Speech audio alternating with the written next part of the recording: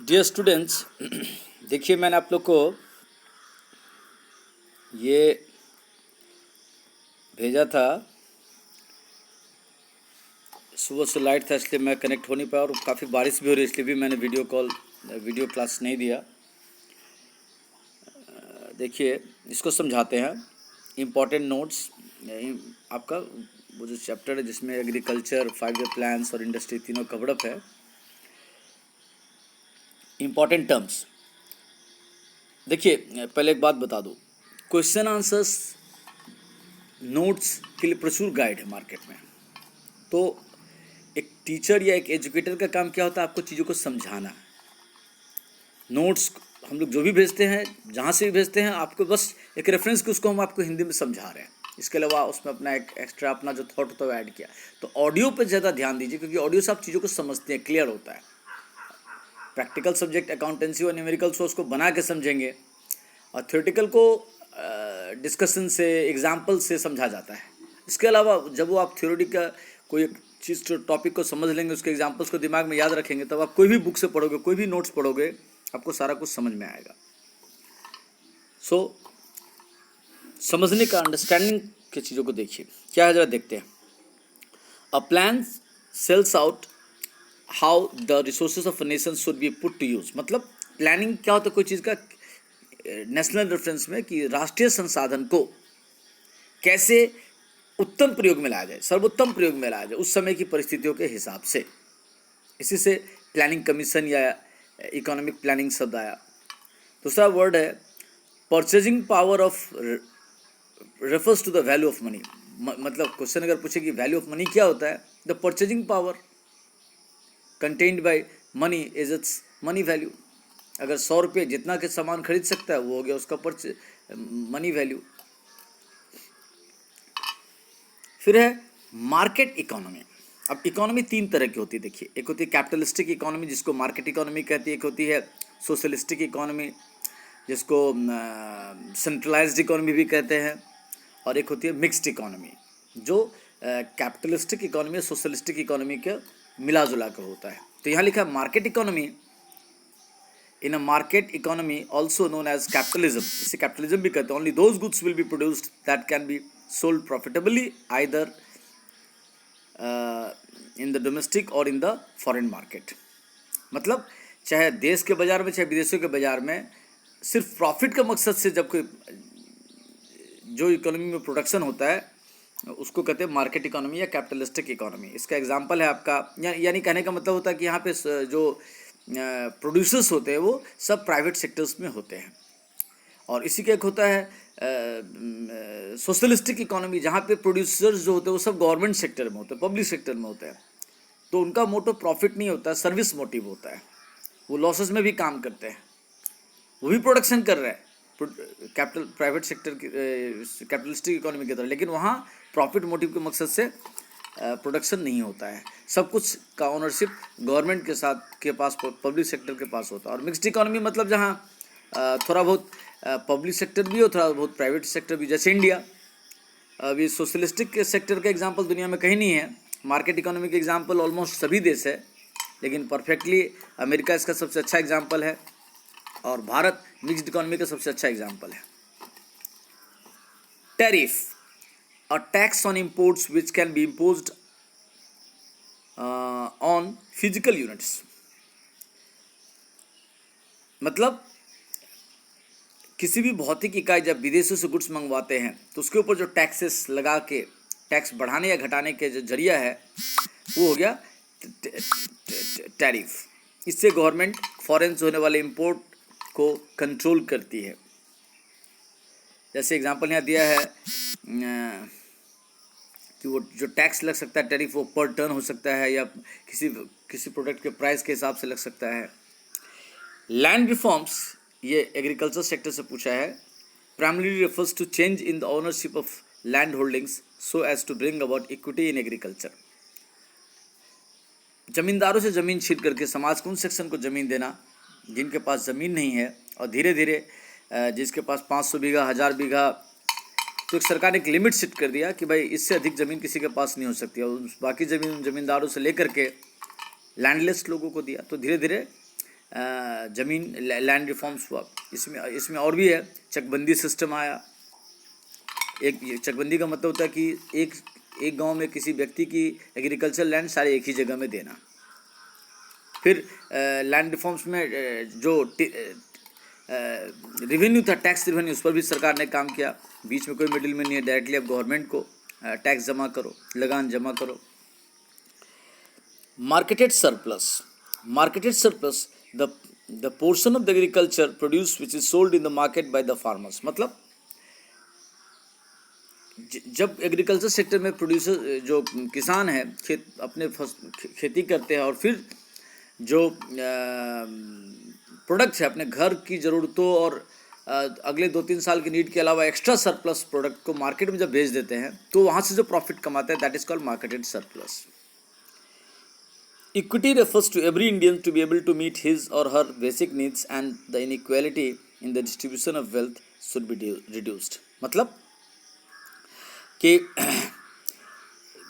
समाज में आर्थिक समानता, पॉलिटिकल समानता, यहाँ पे इकोनॉमिक्स, इसलिए बेसिकली यहाँ पे इकोनॉमिक रहेगा, यानी जॉब अपॉर्चुनिटीज़, बिजनेस का अपॉर्चुनिटीज़, लैंड ओनरशिप, ये सब के मामले में गवर्नमेंट के हिसाब से कोशिश की जाती है कि सोसाइटी में एक समानता है, जिससे कि इकोनॉमिक इनइक्वालिटी अगर ज़्यादा आ जाएगा तो काफ़ी हाई रिच क्लास और काफ़ी लो पुअर क्लास देश में हो जाएगा। Structural composition refers to the contribution made by each of the sector, the agriculture sector, the industrial sector and the service sector। मतलब इकोनॉमी में जो आउटपुट होता है जीडीपी में, उसमें 3 सेक्टर का योगदान, एग्रीकल्चर सेक्टर, इंडस्ट्रियल सेक्टर और सर्विस सेक्टर। तो तीनों सेक्टर के द्वारा जो कौन कितना सेक्टर देश के जीडीपी में कंट्रीब्यूट कर रहा, इस हिसाब से जब स्टडी करते हैं तो that is called structural composition. World trade organization, ये इंडस्ट्री चैप्टर से लिंक्ड है, इसका was founded in 1995 to establish, इसको शॉर्टकट में WTO भी कहते हैं, to establish a rule based trade regime to ensure optimum utilization of world resources। मतलब पूरी दुनिया भर में स्पेशलाइजेशन है, जो देश जिस चीज़ में एक्सपर्ट है उसी चीज़ को वो बना के बेचे, और कोई भी देश अपने देश में विदेश के प्रोडक्ट को आने से रोक नहीं सकता है, उसको विदेशी कंपनी को आने ही देना पड़ेगा। हाँ, उसको रोकने का जरिया आपका हो सकता है कि आप टैक्सेस बढ़ा दो, कम कर दो, ये है टैरिफ पॉलिसीज़ के हिसाब से एक्सेट्रा। अदरवाइज जनरली अगर आपको किसी देश से कोई प्रॉब्लम नहीं है तो आपको दूसरे देशों के प्रोडक्ट को अपने देश में आने से आप रोक नहीं सकते हैं। यानी दुनिया के कोई भी देश किसी भी देश में जाकर बिजनेस कर सकते हैं, ये WTO के थ्रू से होता है। Kota's specified the quantity of goods which can be imported. कभी कभी गवर्नमेंट फॉरेन से कितना इंपोर्ट किया जाए उसके लिए कोटा सिस्टम फिक्स कर देती है। इससे क्या होता है कि कभी कभी सरकार ये कोटा कम कर देती है तो फॉरेन से अब कम इंपोर्ट कर पाते हैं, तो देश का फॉरेन करेंसी ज़्यादा बाहर नहीं जाता है। दूसरा, सेल्फ सफिशेंसी की तरफ हम बढ़ते हैं, अपने ही यहाँ उसको प्रोडक्शन करने की कोशिश करते हैं। Land ceiling refers to the fixing, इतने समय मिस्टेक्स हो जाते हैं। Land ceiling refers to fixing the maximum size of land which could be owned by an individual. मतलब गवर्नमेंट ने एक रूल फिक्स कर दिया कि एक व्यक्ति के पास अधिकतम कितना ज़मीन हो सकता है, उसका एक quota system fix, quantity fix कर दिया कि हाँ भाई, एक व्यक्ति के पास 50 बीघा या 30 बीघा या 40 बीघा से ज़्यादा या 100 बीघा से ज़्यादा नहीं हो सकता। जब एक सिस्टम फिक्स कर दे और उससे ज़्यादा अगर किसी के पास हो तो उसे छीन ले और जो लैंडलेस है उनको दे दे, तो ये कानून को, इस प्रोसेस को लैंड सीलिंग कहा जाता है।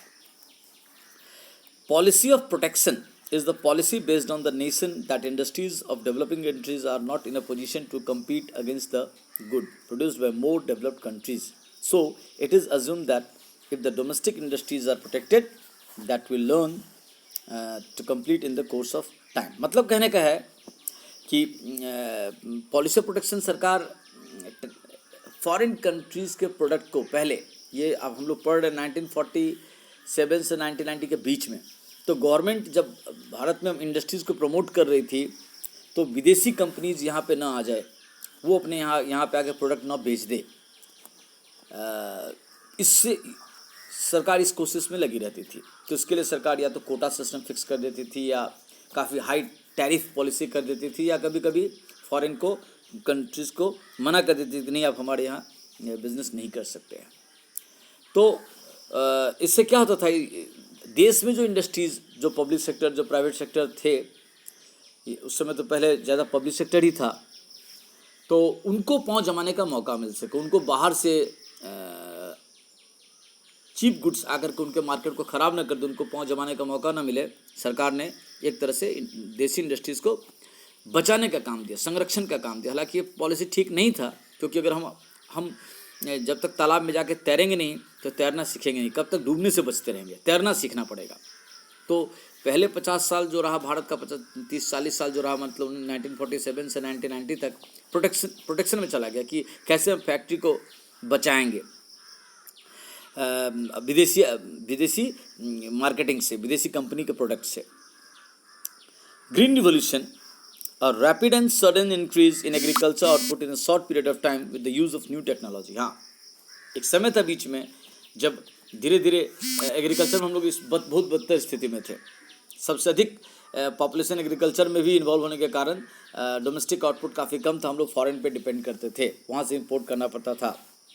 विशेष करके स्टेपल डाइट, कहीं के राइस, कहीं का गेहूँ है, और फिर भी वो सब विदेशों से मंगवाना पड़ता था।